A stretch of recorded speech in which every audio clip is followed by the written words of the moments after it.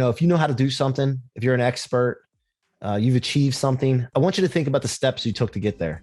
Mm-hmm. Because every single person that's had success or achieved something should, in turn, return that to someone else and keep a cycle going. Because if that happens, then we'll create a bunch of unstoppable people to live in the life of their dreams. Our guest today is the co-founder of the innovative tech platform Blooprinted. He is a performance coach, author, dynamic public speaker, tech visionary, and thought leader. He has been featured by Yahoo Finance as one of the top business leaders to follow in 2020, and he's on a mission to build unstoppable people. He is consumed with a passion to help people break free from the confines of complacency and propel to untapped levels of success. Welcome to the show, the powerhouse behind the What Are You Made Of podcast and the best-selling author of Rocket Fuel, Mike C-Roc Ciorrocco. What's happening, Mike? How you doing, man? Thanks for having me. I appreciate you bringing me on to share with you and your audience, man. It's an honor, and I always want to make sure that that's very clear that I'm very gracious of opportunities, man. Yeah, man. The gratitude is felt, and it's kind of funny and interesting that we haven't crossed paths yet. Like Mike DiCioccio meet Mike Ciorrocco. Like, how has that not happened yet? We're basically family, right? Paisans. Yep. And now that you're a guest on Mike Dup, you are family. I consider you family. So welcome to the show. Thank you very much, man. And I think that the fact that we think that it's weird that we haven't crossed paths yet is it's a small world in one aspect, but then also that having an abundance mindset, understanding that there's 8 billion people on this planet. I was going to say 7.6, but yeah, it's probably closer to 8 now that we're recording this for sure. Yeah. Guys, you could tune in to Mike at Mike C-Roc, and it's spelled Mike, CROC.com. All of his social media is clickable in the show notes, making it super easy to connect. Let's dive right in. You ready? Yeah, brother. So we're moving, imagine this, we're moving down the court, right? Little alley-oop up to you. We're driving down the court. And here's the scoop. A wise man once told me that there's 3 easy steps to follow to get whatever you want in life. We call them the 3 C's, and they're from C-Roc himself: clarity, commitment, consistency. So talk to our audience for a second, and they're 25 to 40-year-old people looking to level up in their life. Drive those 3 C's home for them. Yeah, look, I'm a big guy on steps to achieve things now, because I wasn't always my whole life. I would commit to something and I would just go figure it out as I would go. And that cost me a lot of time, money, energy, stress, relationships, you name it. And so now I'm looking always to, not keep myself from moving until I have the steps, but always asking, what are the steps? What are the next, what's the next step? How many steps are there? Because what I found out, Mike, was in my life, if I would have had the exact steps to achieve something, I could have been way further along. Unstoppable. All the people around me could have been further along and impacted. And so I started developing these little steps, and then I also encourage other people to do that. And that's why we have the platform Blooprinted, which we'll talk about later. But yeah, look, first thing, man, you can't get what you want. You can't hit what you want. You can't even drive a car if you don't know where you're going. Right. And I know that sounds simple, but most people, 95% of people, if you talk to them and ask them, like, what do you want out of life? What is your ideal life? They don't have an answer. Even my wife, God bless her, my wife, I ask her, like, look, I want to help you support your, in your goals, your dreams. Like, what do you want? Ideal life? Like, what is it? And she's like, I don't know. So now I'm working with my wife on this. I've been working with her on this, because otherwise you're drifting and you're living someone else's clear vision. So that's the first C, and the second one is committing to it and deciding. Everything that we have right now and what we'll have in the future is all based on decisions we've made. And then the habits and behaviors that come after that. So we shape our lives by decisions. Now, most decisions might come from failures and the decision that we make right after that failure. Yeah, that's so true.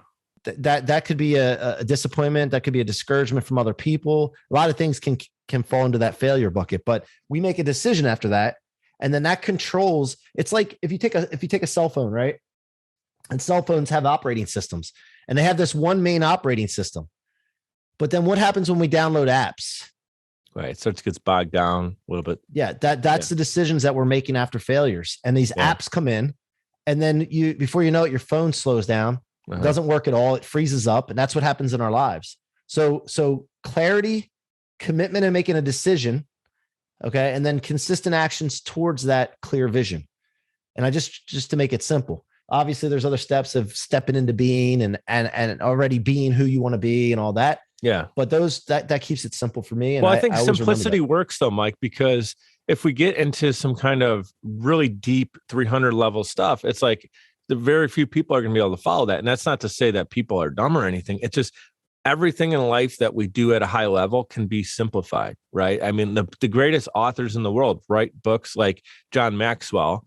And one of the things I took away from him in many interviews is that he always says he leaves the cookies on the first shelf. So everybody can get it. So people can use this information, they can obtain it, they can put it into practice, and they can master it. And that's exactly what I love about what you just said there is you're keeping it simple. So it's not this over complex thing. And I always think about, like, you're talking about having clarity. This example has come up on the show so many times where it's like, if I had two people and I tried to get them to a destination, one person has an exact roadmap, turn by turn, right? They have it on their phone. They're going to get there fairly easily. The other person, you just told them it's a greenhouse in a corner street under and over, the throughway or the highway above them. And they're just like, what are you talking about? They'll never get there, right? It'll take them years. So why would you take the path to go years when, like C-Roc just said, guys tuning in, you can have a very, very distinct game plan, and that's going to get you there. My father, he always said, you got to have a plan. I love that, brother. That's so well said. Yeah. The other thing is that if I was driving down the road the other day, I think I was in Scottsdale when this was going on, and I was looking at all the architecture and all the buildings, and I'm like, wow, thinking about this in clarity, like these buildings came from somebody's imagination. Like it came from a clear vision of something. And if they didn't do that, then we wouldn't have buildings. So like, if that's the case, then we should be designing our life the way we want it in our mind first, getting clear on it. And that's that, if everybody's listening, just pay attention to that and then see how powerful that is. And then just implement it into your life. Take the time to do it. By the way, the other thing, Mike, most people don't do it. Two is because they don't know how powerful it is. Two, they think that it's set in stone and they cannot change or adapt it as they go. So they're like, well, I'm not sure I want that, or commitments, like they don't want to commit to something because they think it can't change. Right. And it's a living organism, man. Your visions and dreams are evolving. It's okay. And as you grow, you can do different things that weren't a step one process. Like when you get to step 8, then you're able to grow and try things on a different level, and it would make more sense. Like that's why you don't give people the instruction manual for page 68 on page 1. Something you just said, talking about the buildings, made me think we're going to get in a little philosophy here.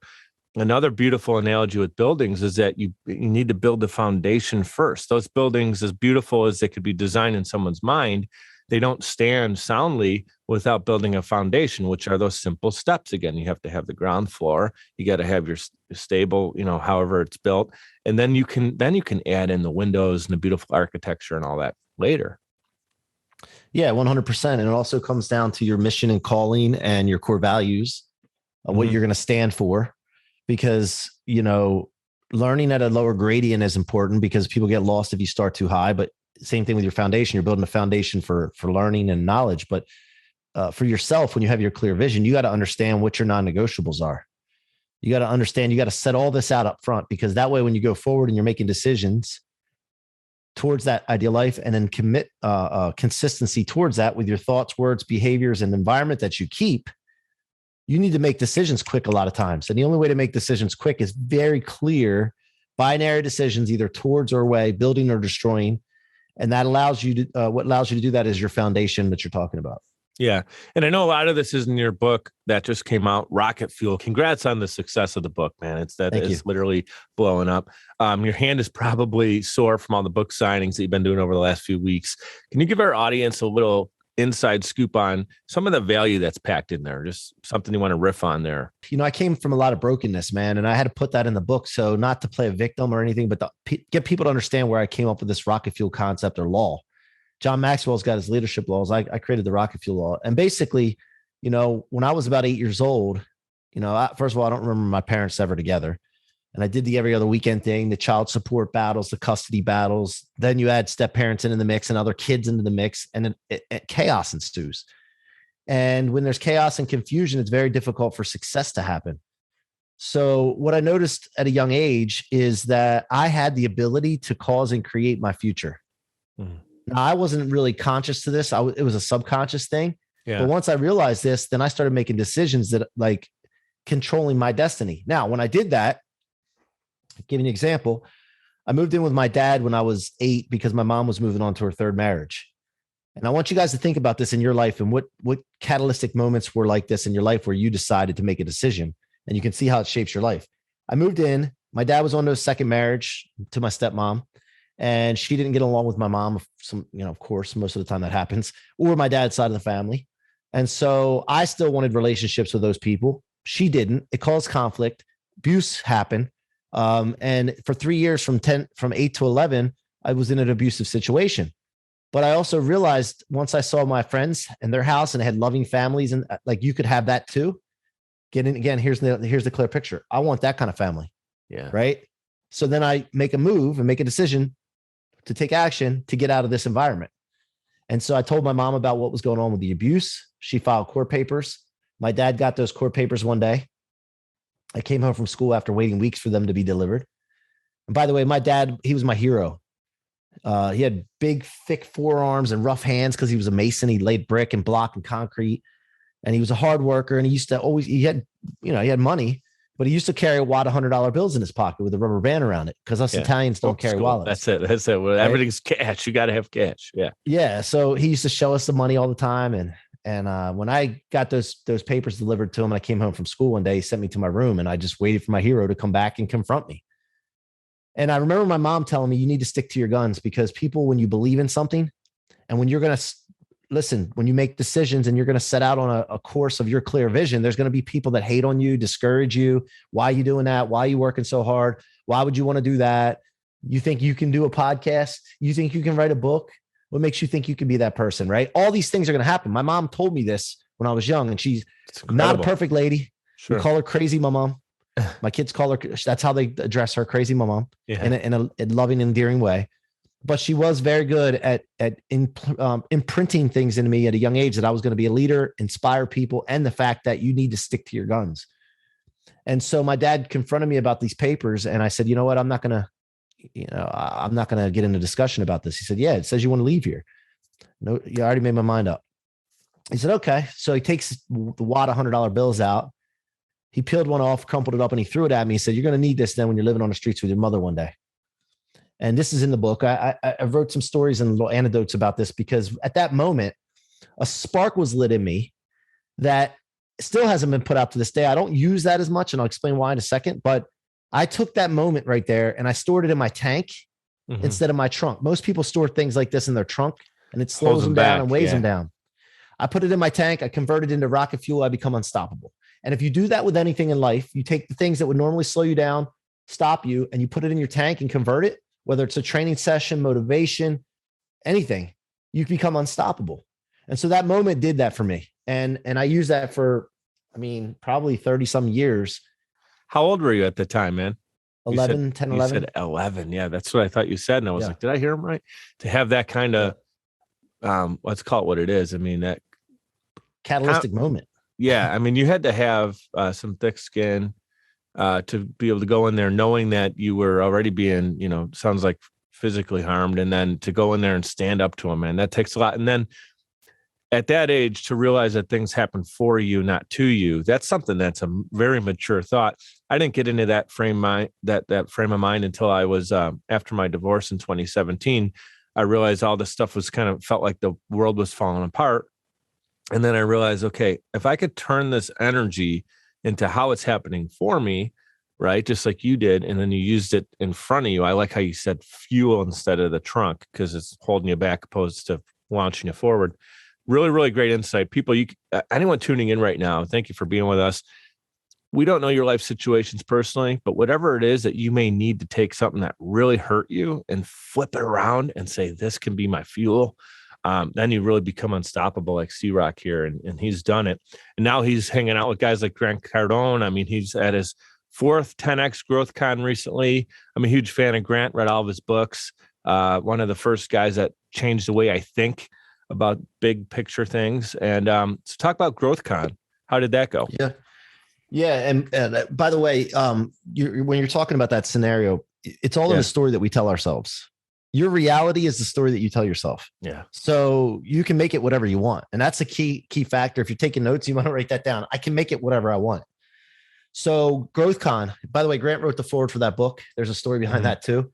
But I went to GrowthCon in 2019 after my stepfather passed away, George, he stepped in for my dad at my young age. And he was a great guy, but he passed away from a sudden heart attack in January of 2019, which led me on a journey to start looking for mentorship beyond what he taught me.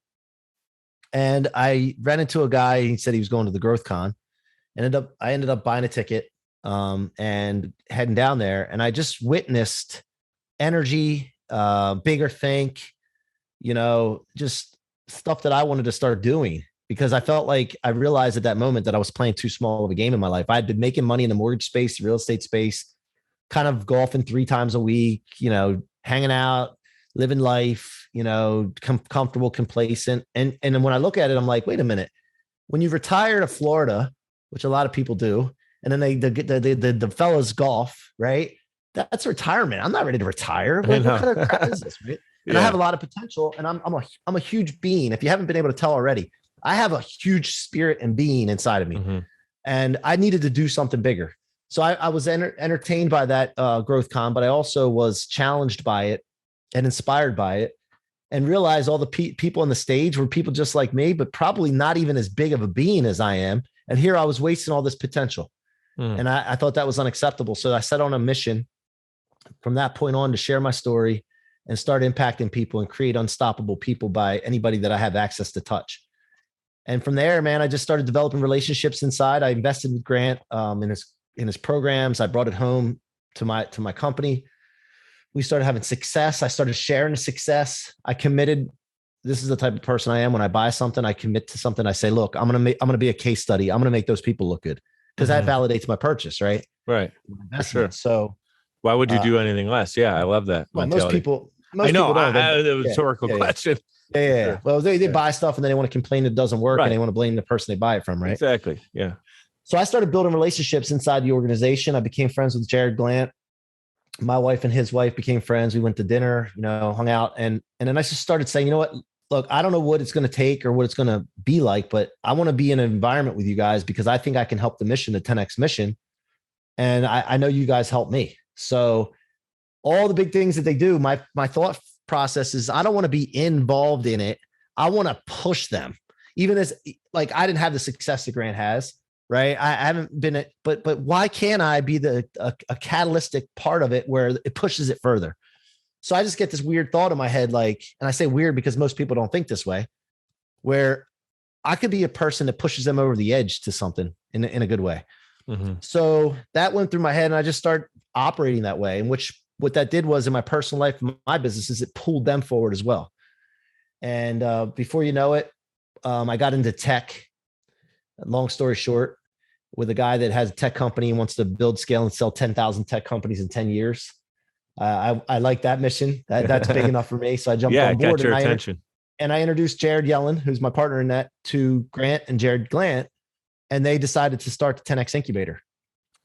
And that's a short story in a long. No, I saw that. I did not know you were involved in that to that level, but I did see that 10X did create the incubator, and it's cool to now be talking to one of the people who put some rocket fuel into it. Right. Yeah. Brother, what you just said there, and what I want our audience to take away there as well, is the fact that you are being a giver, right? And a lot of times we see someone on like a Grant Cardone level, or if you're an athlete and you're like playing you're in a sport right now, maybe you're a college athlete and you're trying to aspire to be, a first round draft pick and all this stuff, and you think that these people are untouchable. Dude, they're like you and I. They put their, they like when someone like yourself, Mike, comes up to him, and Grant probably got excited when you said, "Hey, I have an idea to help maybe launch this thing even further." Because all day, everybody else is trying to pull things away from Grant. They're all taking his information, taking his ideas, taking his stat. Take a picture with me, Grant, so I can put it on Instagram. You didn't care about that. You're like, man, how can we take this amazing thing and make it even better? And that had to feel so good for him to be like, oh, finally, someone who wants to collaborate. Yeah, well, I did do that. I took pictures with him too, but I'll be honest. But no, Yeah, but that wasn't your end game. That was part of the ride. No. That was part of the ride. No, it's like, here's the thing though. He gets pitched all the time, or people try to pitch. He doesn't actually get pitched because sometimes you can't get to him. But he always says this line, like, if you want to do business with me, do business with me. So that's why I invested so much into his programs. First of all, they work. Second of all, I wanted to, participate in things. I paid money. God, by the way, there's a licensee program that he has, right? Cardone licensee. I paid $5,000 to be a part of that. And I had no intentions of being a Cardone licensee and like executing a business off of it. But I did it for access. I did it to contribute. And last year, or this past GrowthCon, I didn't have to buy a ticket. But I bought 2 diamond tickets for my wife and I, because I'm already in the organization. I'm in the incubator, but I decided that, I'm going to contribute, because I look at this event where he's bringing all these celebrities. He's going to spend $8 million, whatever it is. I want to, it's to me, it's like a bunch of people getting together and they're all pitching in to have this event. Right. Yeah. So that's the way I look at it. But you have to set yourself up to be in a position to be able to set a meeting with someone like that. Mm-hmm. It's just doesn't just happen. It's like, hey, who is this guy? How committed is he? Does he show up all the time? Is he always here? Does he contribute? Yeah, I'll listen to him. Mm-hmm. Right. But it's not something where you just see a guy like Grant Cardone, you're like, become a fan or whatever the case is. And then you go to him and say, hey, I want to pitch him. I want to do business with him. How do I help him? Asking questions too. How do I help him? It's not like that. You got to figure that out on your own and then bring it to him. Yeah. Really, really well said. It all started here. It was an idea. Then it was led by your passion, and you had an idea and you drove with it. And I love that. And then you put yourself in position to have an opportunity. You didn't know if it was going to go well, but you gave yourself the chance, just like getting up to that plate and taking a good swing. And you did that, man. We're going to take a quick time out here. We'll be right back with C-Roc, guys, in 2 quick minutes. Podcasting is a great way to engage with your audience and stay consistently relevant. The only problem is you don't have the time or desire to produce your own show. You simply want it done for you, and that's where Social Chameleon comes in. All you need to do is press record and upload the files. We'll handle the rest. From planning, production, post-production, distribution, and digital marketing, we have you covered. We realize that times are tough and funds are tight, and Social Chameleon believes in building supportive business relationships. By clicking on the link in this promo, we'll provide you 7 free podcasting tips to get started, as well as a free 30-minute online consultation. This is the perfect opportunity for entrepreneurs, keynote speakers, industry experts, influencers, and anybody who has a personal brand. With Social Chameleon, we help you build a brand that is out of this world. We're ready and waiting, so what are you waiting for? Click on the link to get started today. Hey guys, it's Mike. I'd like to give a proper shout out to Navigator Bookkeeping. Look, for a long time, I ran my business without really understanding the full financial picture. I used my gut and my bank account balance to make decisions, which led to some poor choices and constant stress over my business's finances. I knew something needed to change. At the beginning of 2021, I made a decision that helped pave a more clear path for my business. I started working with Navigator Bookkeeping. Since then, my bookkeeping has been handled for me. I now understand the full financial story of my business, making important financial decisions much easier now, and it helps me plan for where my business is going. I highly recommend giving Navigator Bookkeeping an opportunity to help your business. Check them out at navigatingyourbooks.com. Again, that's navigatingyourbooks.com. It's time to know the full financial story of your business.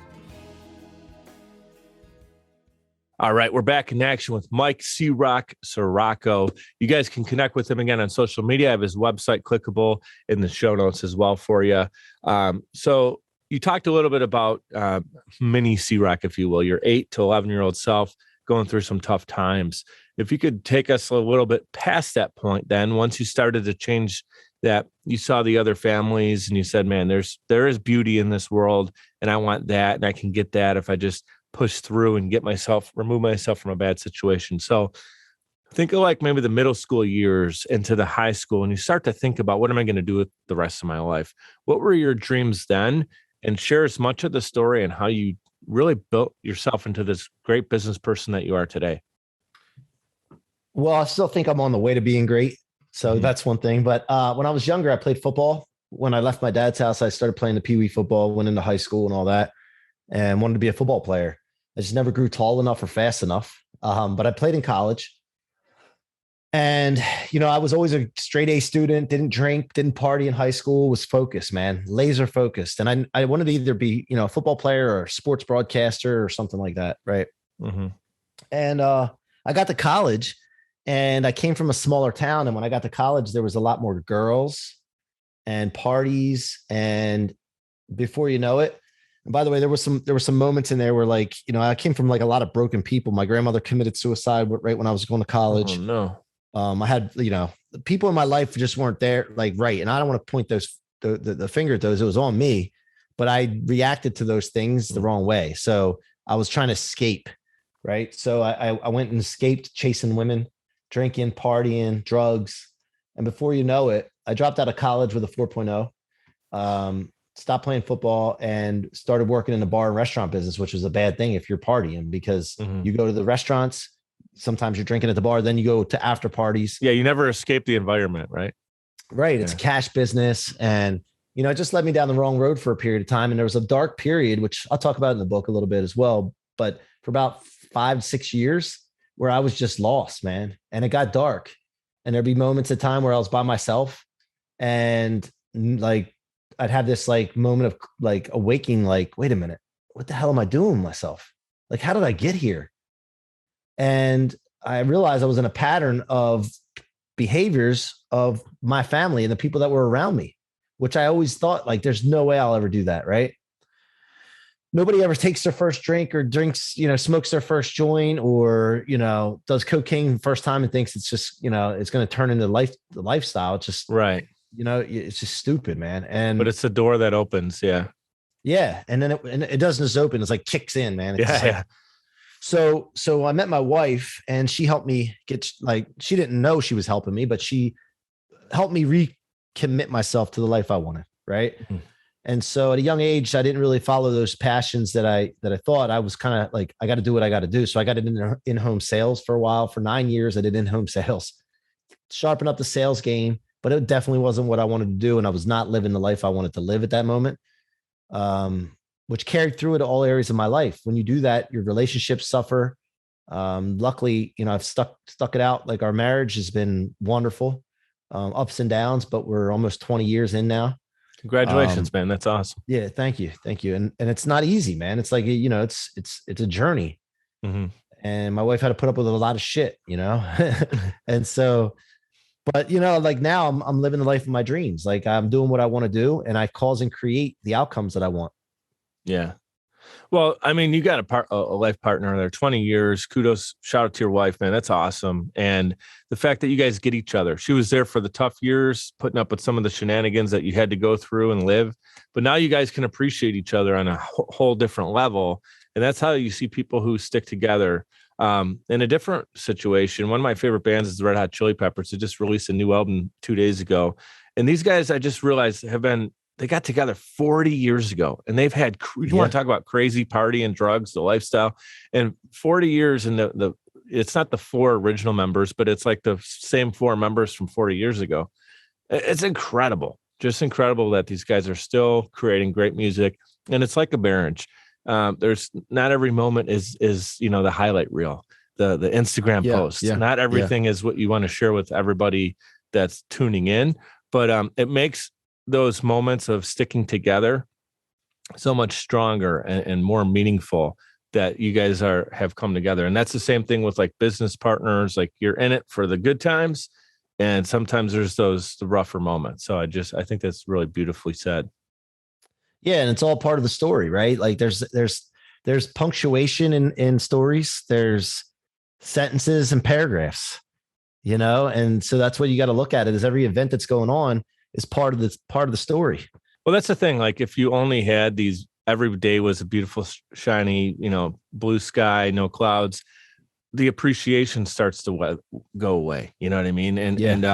So I think unless you have an understanding of what something beautiful actually is, there's no perspective. And then you kind of lose that. That's a whole nother episode. We can go into some real deep thinking on that. We'll save it for another day. Here's what I love to do while I got you for a few more minutes here. Talk about healthy signs or 3 signs of a healthy business that will really have investors salivating?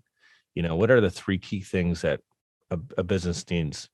Yeah, I think first of all, the founder of that business or whoever's running the show is a very important part of it. I'm actually taking a course at the Wharton School right now on how to build a unicorn. It's a 6-week course, 6 hours a week. Some of you may have seen the advertisements on social media, but I'm in 2 tech startups right now and involved with Project 10K, which is launching 10,000 tech companies in 10 years. And I cannot afford to be insecure and not know something, right? So the founder is an imperative part now, and you got to look at that founder, like what have they done in their life and what are they committed to doing and what are they willing to do, right? So I think that's the first thing. And the question exactly was this for investors or? Yeah, like what are 3 signs of a healthy business? Something that would make an investor like salivate over a business if they have these 3 elements. So it depends on whether it's a startup or something that's already existing. If it's already existing, you're looking at track record of the business. If it's a startup, you're looking at track record of the founder. So I would say the founder, track record, whether it's an existing business or a startup. And then what is the problem that they're solving? Like there's so much, it's more than 3 shit. Yeah. Like what problem are they solving? What's their differentiating factor? What differentiate them in the market? And then the other thing is that the culture that's developed and established in that business, like what kind of culture do they have? Are the employees liking to go to work or are they not liking to go to work? Are they the type that, are willing to pick up the ball and run with it if it's dropped, or do they point fingers and complain at people? Like what kind of culture and core values are established in this company? And when you're going to a company, whether you're looking to buy it or invest in it or work with it, like a great thing to do is just interview employees. Like don't talk just the founder. Go to the people that are on the lower levels. The pulse, the pulse of the business. See if they know the core values of the company by heart.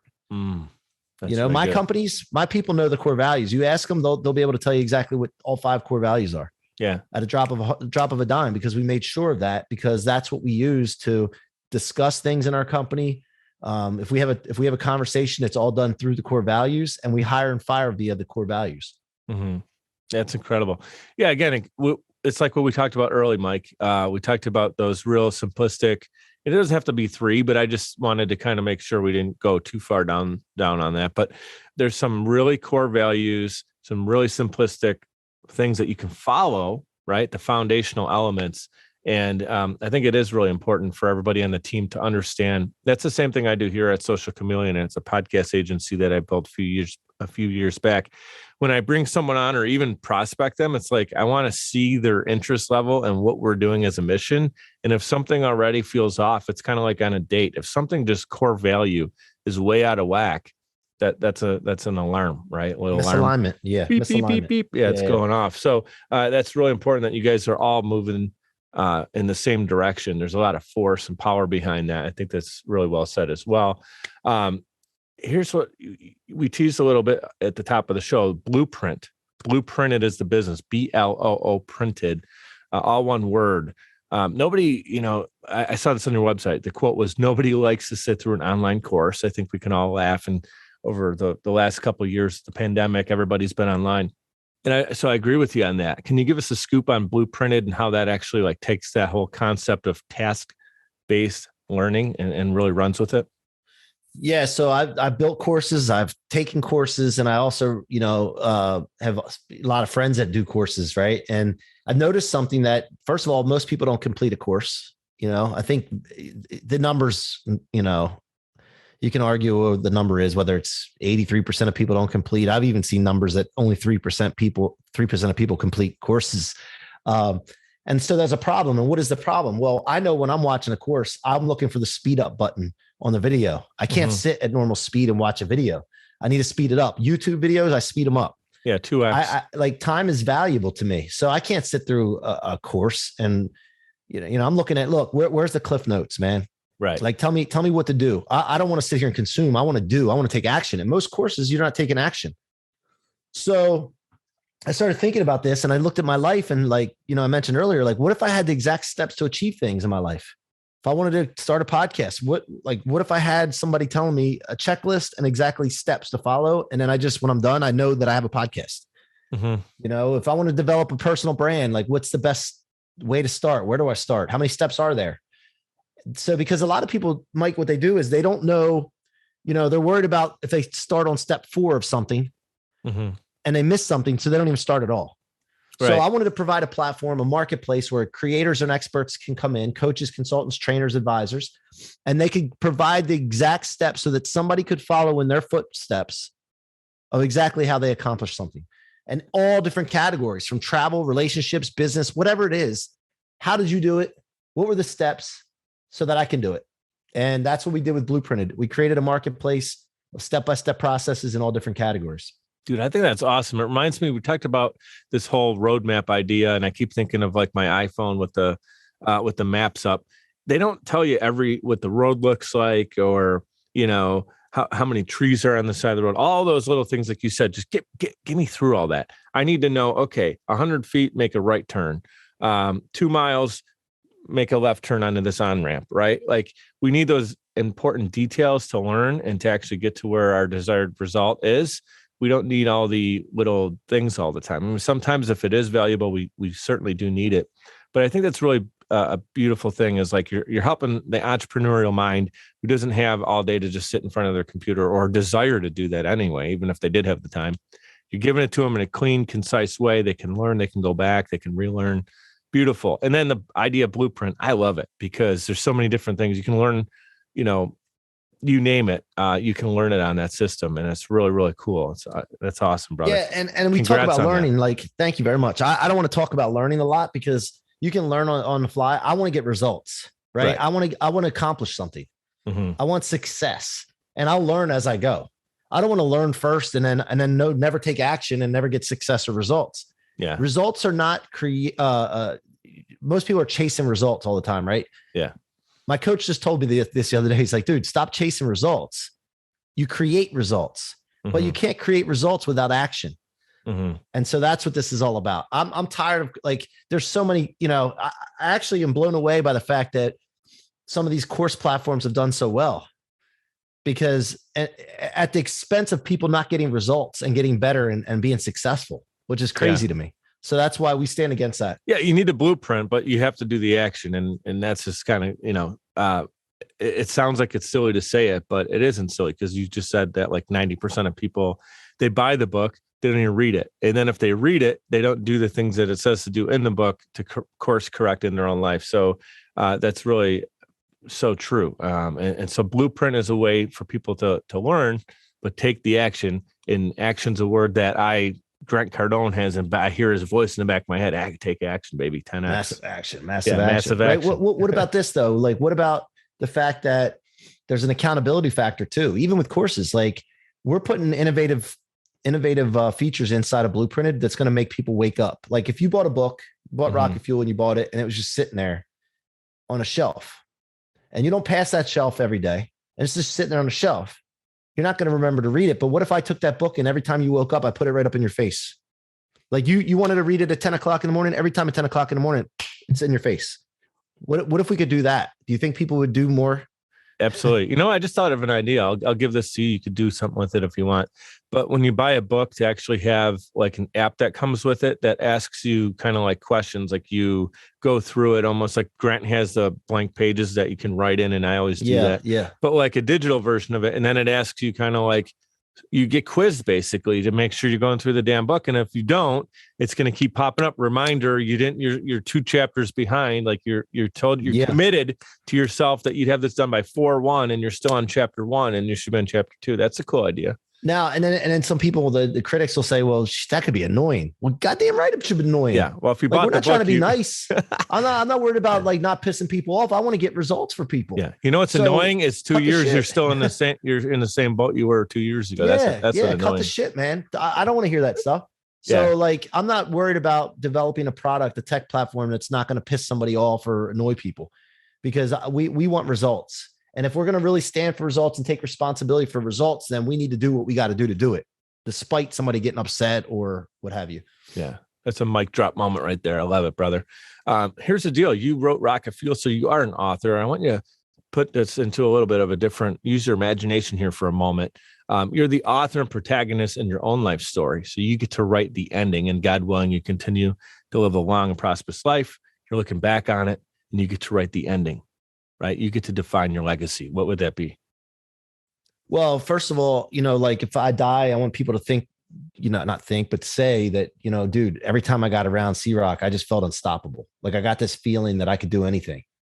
That's the calling that I have, is to create unstoppable people. All people are unstoppable to live in the life of their dreams. So I want that feeling that resonates through that. But, as far as accomplishments and things like that, I want to continue on what we're doing with the tech, have tech exits, and then take the money from that and be able to use it to better this planet. I'm not okay with just buying boats and planes and all that kind of stuff. That's not what I want money for. I want money for the church down the street here. They want to do this big gym where they can do indoor soccer, lacrosse, and bring people from all over the country and the world, actually, because a lot of people come to this resort town in Ocean City, and bring them there for sports, but then also help them become better and create a better life. And they're looking for 9, 10 million, whatever it is. I would love nothing more than just to write that check, give it to them. Don't tell anybody I gave it to you, and then have that accomplished. So those are the kind of things that I'm set off to do.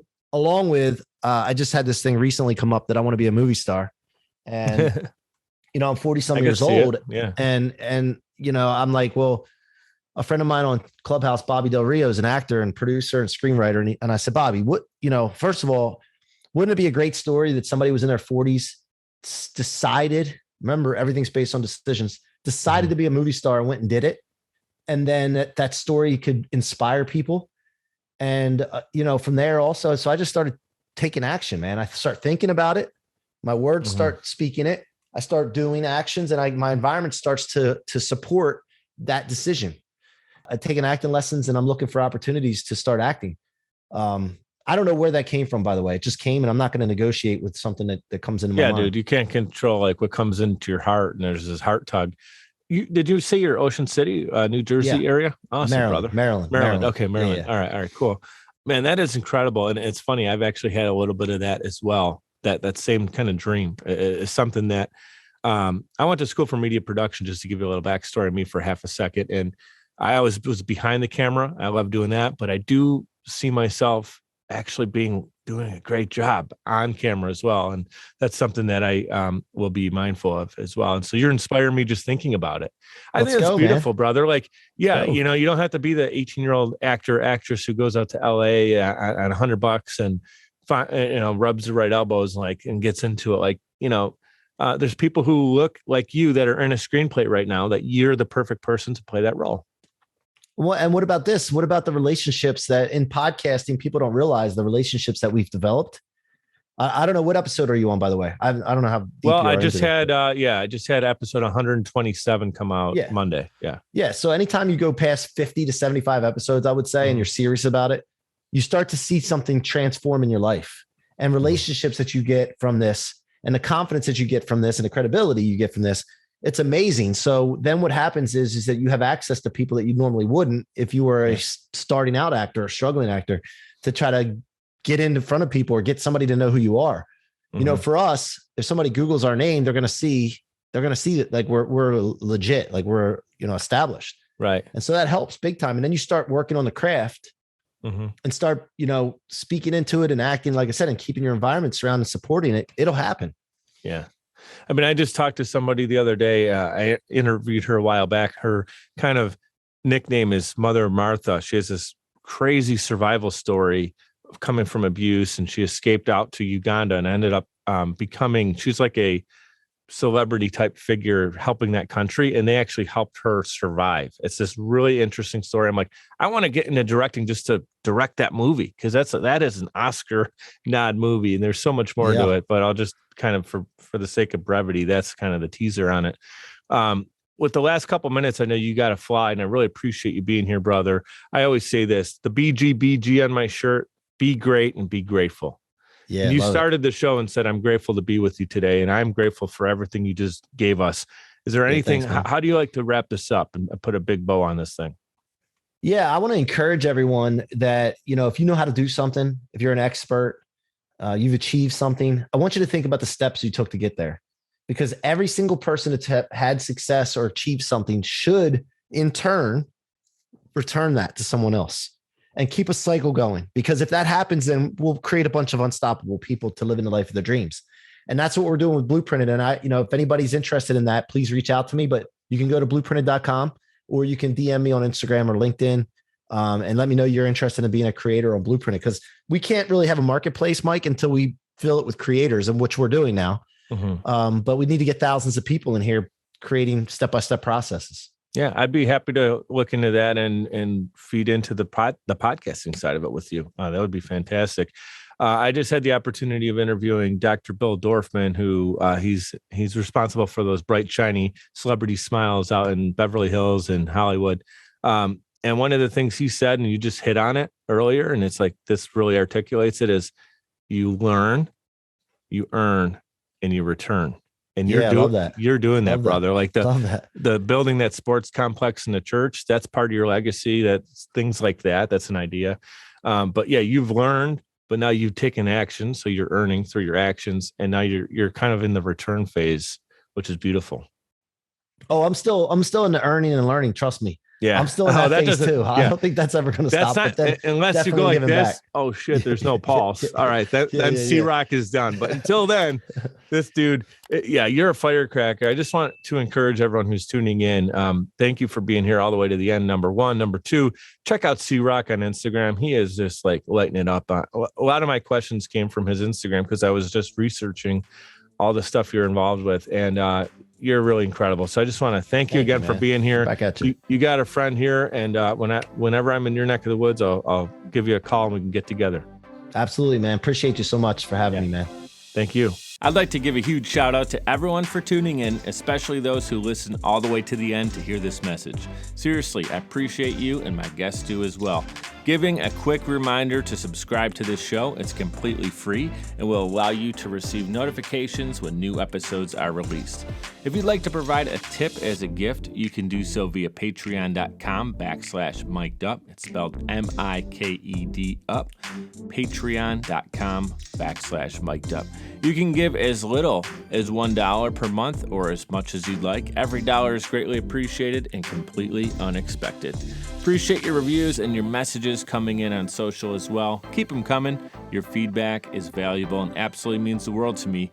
You can check out more episodes and content at mikeduppodcast.com. We're powered by Social Chameleon. You can also follow me on Instagram. That's where I'm the most active, and it's at Mike DiCioccio, MikeDiCioccio. Thank you so much for your continued support. You guys know what to do.